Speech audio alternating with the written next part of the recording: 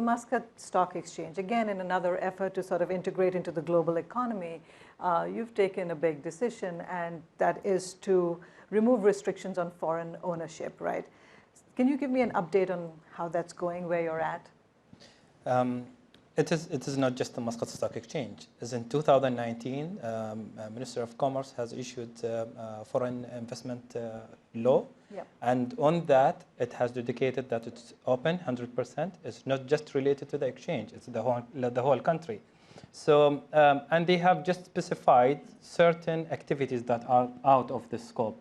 And those activities are mainly the minor activities are into the local type of businesses, the smaller businesses. But the whole bunch, the whole license, the whole activities are open toward investors, 100%. And what we did in Muscat Stock Exchange is just taking the decision instead of the listed companies to open the investable cap to be 100% instead of 49%, which used to be earlier. Mm-hmm. So the whole country is toward having a full 100% ownership, along with the other programs that support Oman Vision 2040. Along with that, earlier this year, His Majesty himself has instructed to cancel the withholding tax on dividends.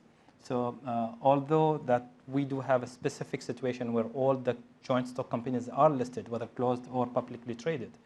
So the closed joint stock companies was on a tax regime, or the withholding tax. Now it's totally cancelled, and the uncertainty on tax has been removed. Mm-hmm. Yeah. Did you want to? Yeah, yes. It's good to mention that in terms of numbers, up to 2021 statistics, China comes in top list of the trades between GCC and China, mm-hmm. then India, then Japan. Then it comes, I think, Korea and the United States. China, India, Japan. So it's logical that China will show an interest.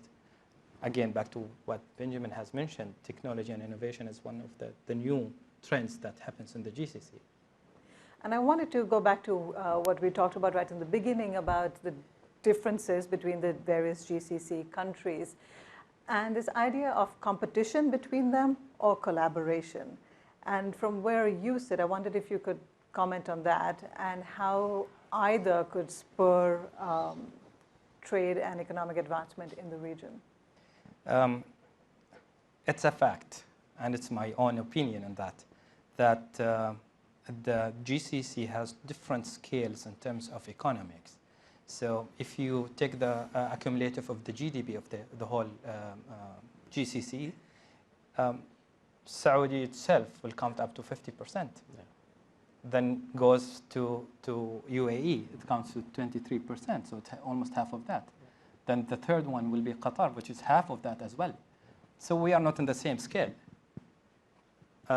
So that really pushes us to work together rather than compete, because competing will be almost a bit tough. The competition that really happens, and back to Benjamin, that it's on innovation, the new trends, but on the current scales, most of the GCC sovereign funds are working together. That's a collective of almost 3.2 trillion US dollar. Collectively. And if you go back, 23% is the GDP of the UAE compared to the whole Gulf.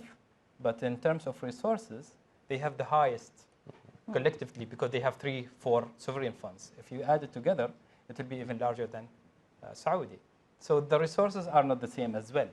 So on the terms of what happens in the last 2 years, you can see the visits, the political relationship between the GCC has changed totally. It is now mainly not just a political, it's as well a commercial grounds where there are a lot of relations, and I believe logistics will be the top of that, being very connective to each other. I want to come back to as well as Oman being a very stable politically, create or eliminates a very high risk of uncertainty that happens with other markets. Fair. So it's a very stable. The connection with the GCC as well in terms of resources. So back to the GDP and the distribution between the Gulf and again on the resources available. Like if we talk about the minerals, we have only Saudi and Oman that really have good commercial stake of minerals.